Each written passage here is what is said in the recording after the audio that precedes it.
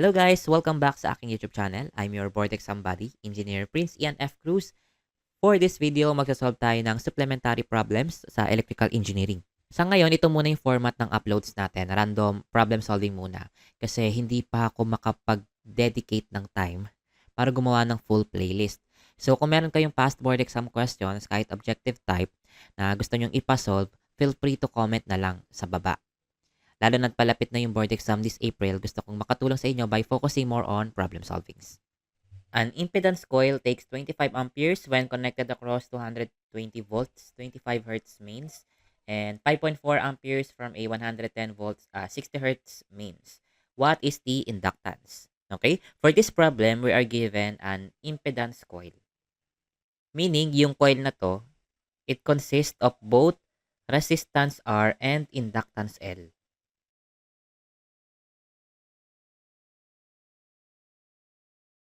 First scenario, when the coil is connected across a 220 volts, 25 hertz na mains, yung current daw na nagpo-flow sa circuit ay 25 amperes. Okay, so from this, we can immediately get the impedance, no, using the Ohm's law for AC. So sabi natin, Z is equal to voltage over the current.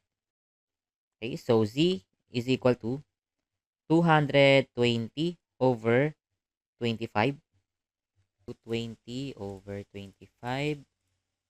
Then, yung ating impedance ay 8.8 ohms. Now, since this is an RL circuit, pwede nating i-represent yung impedance using the impedance triangle. Okay? Where the hypotenuse is the impedance, nandito yung R natin, and nandito yung tinatawag natin na X, no? Or the reactance. Okay? So, for inductor, yung inductance L natin, or reactance L, is equal to 2 pi FL. Okay, where L is the inductance and F is the frequency. Okay, so we can rewrite the equation using Pythagorean theorem. So Z squared is equal to X squared plus, or R squared plus X squared. So let's substitute lang, no? So ito is 8.8 squared is equal to R squared plus 2 pi times 25 times L squared. Okay, so at this point, meron tayong two unknowns, the R and the L. No? So this is equation number 1. Okay, so for the second scenario naman, same coil pa din daw. Pero ngayon, i-connect na daw natin siya sa 110 volts and 60 hertz na mains. Okay, so yung current na daw dyan is iba na daw siya. No? So ito na daw ay 5.4 amperes. Okay, so again, we can compute for the impedance. So sabihin natin, this is Z2. Okay, so ito ay 110 over 5.4. This is equal to 20.37 ohms. Okay, so gagamitin lang po ulit natin yung ating impedance equation. No? So nandito yung impedance natin na 20.37. Then nandito yung ating frequency na bago, which is 60. So, ito yung ating equation number 2. Okay, so, meron tayong important concept, no? To notice dito sa ating equations. Yung R natin and yung L, hindi po yan nagbabago, no? Kahit magbago ang frequency. Kasi yung R and L natin, okay, so yung R and L natin is independent of the frequency. So, kahit magbago ang frequency, hindi po sila magbabago. Kaya yung ginawa natin dito sa equation 2, same R and L pa din, pati dito sa equation number 1. Kasi ang mga R and L natin, nagbabago lang sila based sa kanilang mga physical properties. Okay? So, ito ay depends only on the physical properties. So, anong ibig sabihin nun? So, yung R and L, or the resistance and inductance ng isang bagay, is dedepende lang siya kung paano mo ginawa yung mismong bagay. So, for example, yung R natin, yung formula niya kasi, no, is resistivity times L over area. Okay? So, kung gaano lang kalaki yung wire, kung gaano siya kahaba, or kung gaano man kakapal, no, which is the area, or kung ano mang klaseng material yan, meron po silang kanilang resistivity, doon lang dedepende yung resistance. No? So, kahit magbago ang frequency, hindi siya magbabago. Then, yung L natin is the same. Okay, so ito yung formula niya. So this is the number of turns. So kung gaano kadami yung turns ng ating inductor, then this is the permeability. Then this constant po yan. Then this is the area kung saan mo wind yung coil. So ano yung area nun? And the length of the coil. No? So kung ano din yung haba niya.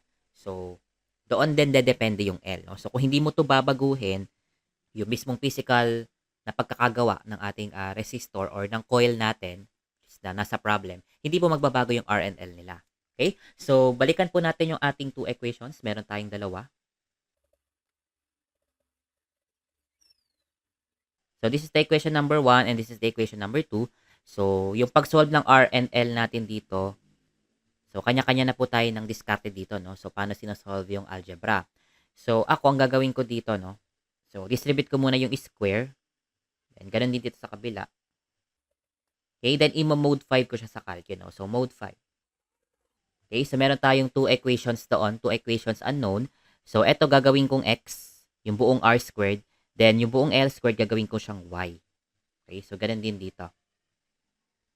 Okay, so mode 5 natin siya. So, mode 5. Then, yung two equations.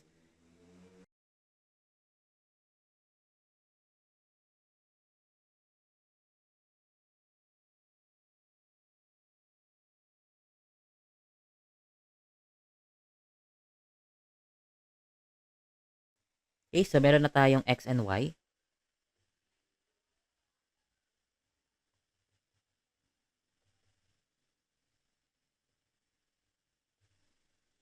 $6.54. Then, yung ating y ay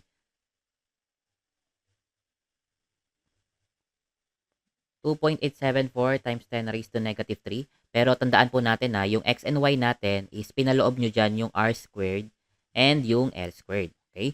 So, etong nakuha natin, naka-square na yan. No? So, para makuha natin yung mismong l, square root lang natin. No? Yung ating 2.87 times 10 raised to negative 3.